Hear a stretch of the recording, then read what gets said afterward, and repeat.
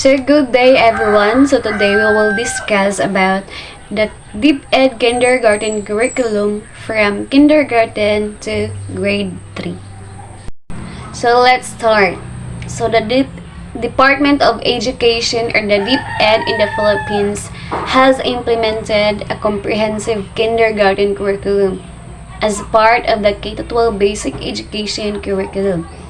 So meaning the kindergarten curriculum until grade 3 is also part of the K-12 basic education curriculum. And this curriculum designed for children age 5 and above. So dapat at the age of 5, ang mga bata, they already started their schooling in kindergarten. So now let's proceed to the DepEd Kindergarten Curriculum Framework, or it is also called as KCF. So it is based on the principles and goals of the K-12 Philippine Basic Education Curriculum.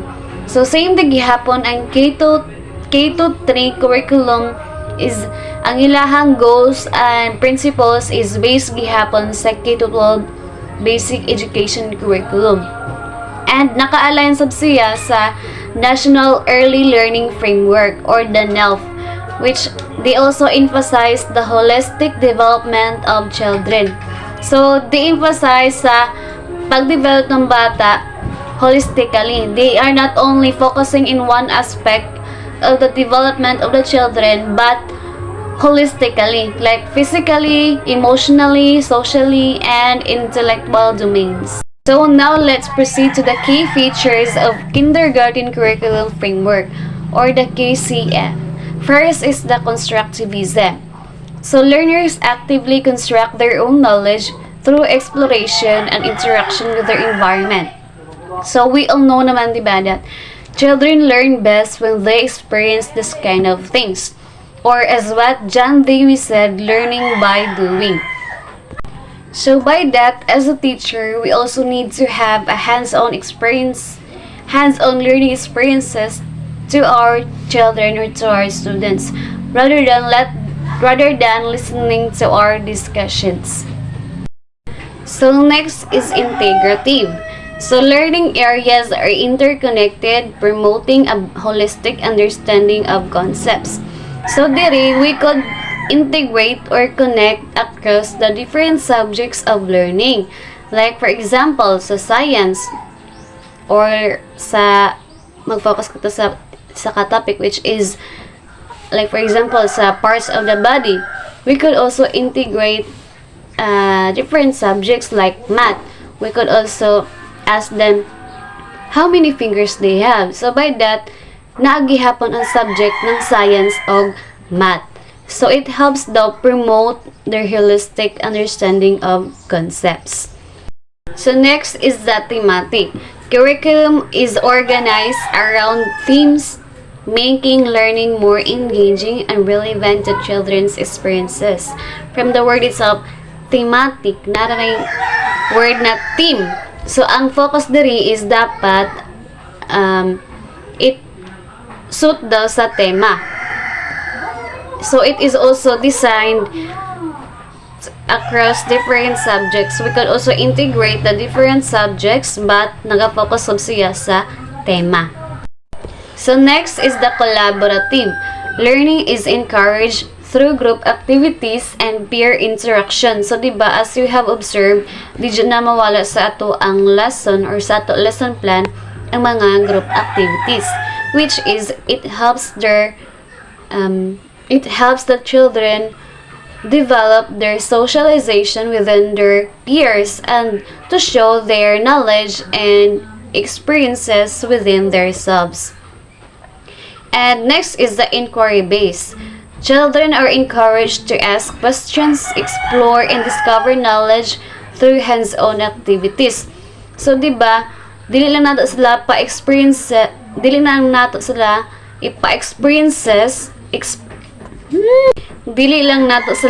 ipa-experience sa different activities, but we also encourage them to ask questions para sab aware sila o mahibalo sila sa ilahang mga gipang buhat.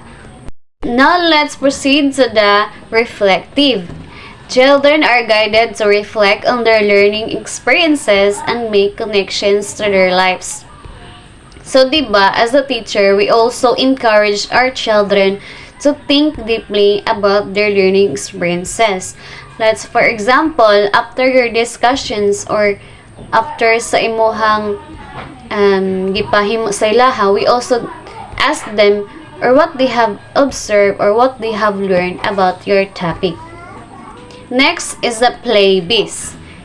Learning takes place through play, which is recognized as a crucial tool for development. So, ang play-based is also important tool for the development of the children. So, it helps them develop their motor skills, like the gross motor and their fine motor skills. And next is the developmentally appropriate practices, or it is also called as DAP. Activities and learning materials are tailored to the specific developmental needs and abilities of kindergarten learners. Activities and learning materials are tailored to the specific developmental needs and abilities of kindergarten learners. So, we all know naman that diba, or the developmentally appropriate practices, that it should be the activities is aligned with the interests of the children, or it should be suited to the kindergarten learners. So now let's proceed to the Kindergarten Education Act. So the Republic Act 10157, it also called as Kindergarten Education Act, made kindergarten the compulsory and mandatory in 3 stages the basic education in the Philippines. So in this Republic Act 10157, it states here that the kindergarten should be compulsory at the age of 5 years old. So, dapat at the age of 5 na anak sa kindergarten. We cannot proceed to other year level if dili kita mag-start sa kindergarten curriculum. So, now let's proceed to the key provisions of the Act. First is the compulsory kindergarten. Kindergarten is now a mandatory part of basic education. So, as I have said a while ago, that kindergarten is a mandatory because it is part of basic education na. So, next is the equal opportunities. All 5 years old children are entitled to free kindergarten education. So, it ensures that all children, regardless of their background, have the same access to educational resources and support. Next is the holistic development. Kindergarten aims to promote the physical, social, emotional, and intellectual development of the children. So, dili lang nato sila i-focus sa ilahang development in one aspect. As I have said a while ago, that dapat ang ilahang pag-develop is holistically.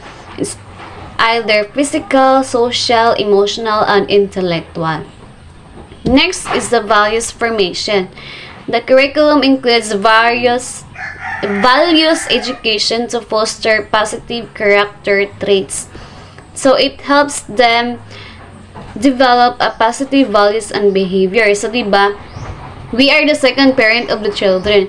So, we should also teach them on how to develop a positive behaviors, such as to show respect, kindness, responsibility, and honesty. Dili lang nato mag-focus sa academic growth, but sa ilaha subs, sa pag-develop sa ng ilahang positive behaviors. Next is the school readiness. Kindergarten prepares children for the academic demands of primary schools. So, we are also preparing the children for their primary school. So, sab nila ma-develop ang ilahang mga basic learning to their primary school. Next is the Mother Tongue-based multilingual education, or the MTB-MLE. So, the mother tongue of the learner is the primary medium of instruction in kindergarten. So, di ba, as you have observed, if makasulod mo sa kindergarten, or maka-observe ka mo dira, sa sulod, ang ginagamit ginang maestra sa pag-teach is the mother tongue based. So, diri daw, mas more ang learner ng bata is mas makasabot na sila pag-ayo if ang ilahang gigamit ng pagtudlo is their mother tongue. So, now let's proceed to the transitions to grades 1 to 3. So, as you have observed, I have here a table, a sample table about the transitions from kindergarten until grade 1. So, the kindergarten serves as a bridge between informal and formal literacy. The curriculum focuses on the developing foundational skills that are essential for success in grades 1 to 3. First is the language development. Children are encouraged to develop their oral language, including listening, speaking, reading, and writing. So, diri, at their young age, dapat ginatudlo na sa ilaha ang pag-develop sa ilahang oral language. Like, for example, sa reading, so diba, we could also let them read certain topic or words na para sa ma-develop ang ilahang pag-read or even sa ilahang pag-speak and also sa ilahang writing.